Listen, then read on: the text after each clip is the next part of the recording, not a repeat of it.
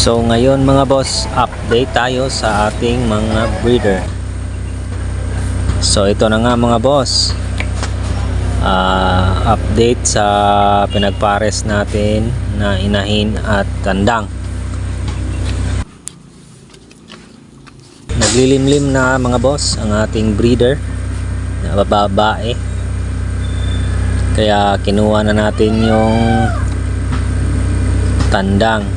Inalis na natin sa breeding pen para hindi makadisturbo sa paglilimlim ng ating inahin. So yan boss, so yan ang tapang. Mag-update lang po tayo ulit mga boss kung mapipisa na ang ating mga itlog ng inahin.